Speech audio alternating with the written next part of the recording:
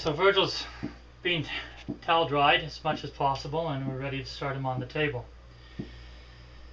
This is more table than most people need. It's a hydraulically raised one that pivots, makes things a lot easier for me in such a small room. But you can do perfectly well on a regular table, and I did that for many, many years and thousands of baths. Not an issue. So we'll start off, we'll get the dryer going. These are professional Oster dryers. They're, in my opinion, as good as they come. I set them for maximum heat, maximum speed. Pin brush is your best friend while you're drying. Brush out the area underneath. Get a start here. It'll take a while to start getting a dry patch that you can build from.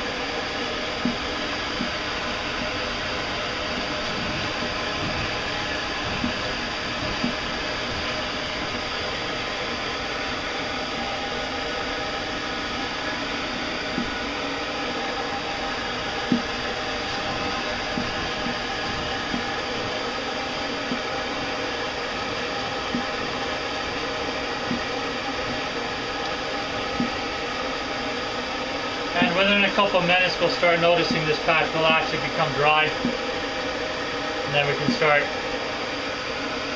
moving it out from there.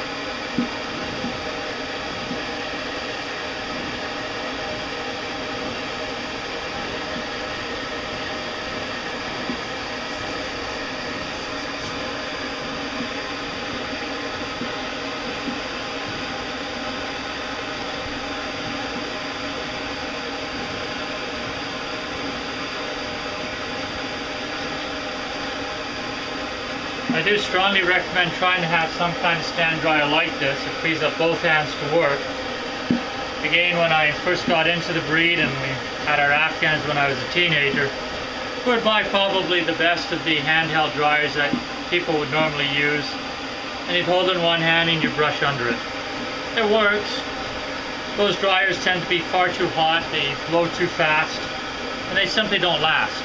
So we were going through $35, $40 dryers at the time, and that was in the late 70s, probably every 3 months. And we had 2 of them at a time. I would usually be helping mom or vice versa.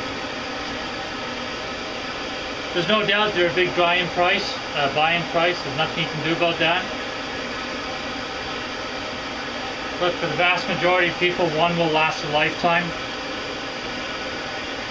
My original dryers lasted me over 30 years, and I estimate at least 1,200 dog dryings, complete dog dryings, and probably another 1,000 touch-ups when they had wet feet, dirty bottoms.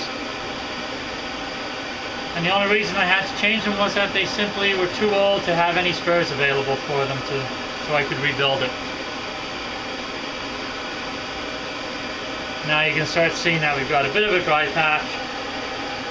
So we'll move the dryer on just a little bit, and we'll do the process again.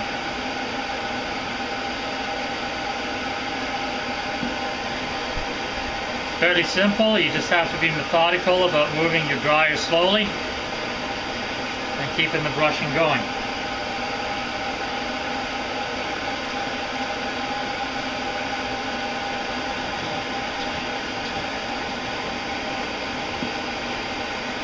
Now I'm very fortunate in that I have 2 of these dryers, and we'll get the second one going now that you've seen the initial start. And my plugs are up high so that the lines don't drag across the floor and get toggled in. And so what I yet to do is actually start 2 fronts that are drying and work both of them around.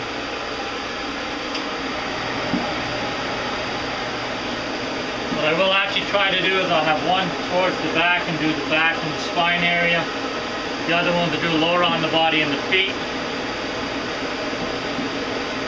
That's the beginning of the plan, and then as those areas dry, I'll work out to what's left.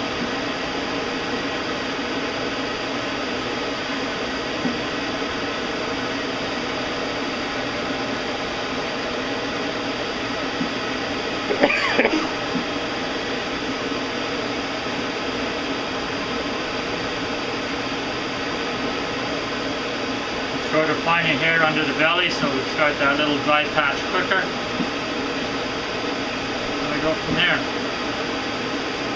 And unfortunately, all the time that we're working on this side, the towels are drying up some of the excess moisture from the other side. So make the other side go a little bit quicker as well when we get to that.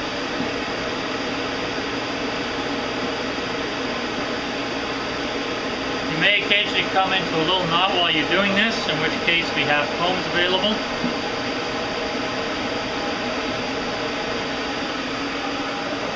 Personally, I like the one on the right edge there, the Resco medium comb the most.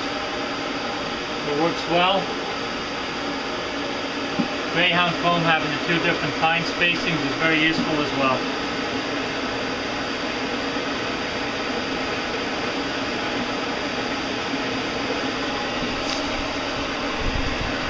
May look a little bit disorganized for a while. Just keep a track of where you started and which way you're heading.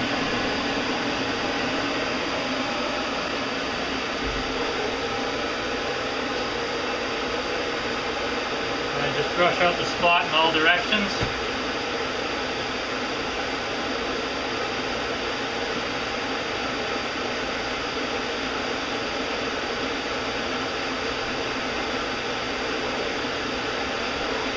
And in about 2 hours they'll be dry and fluffy. Obviously we're not going to show you that as a continuous scene. It becomes very repetitive. But we'll cut in and out from time to time and show you different areas as I think they require a little bit of extra attention.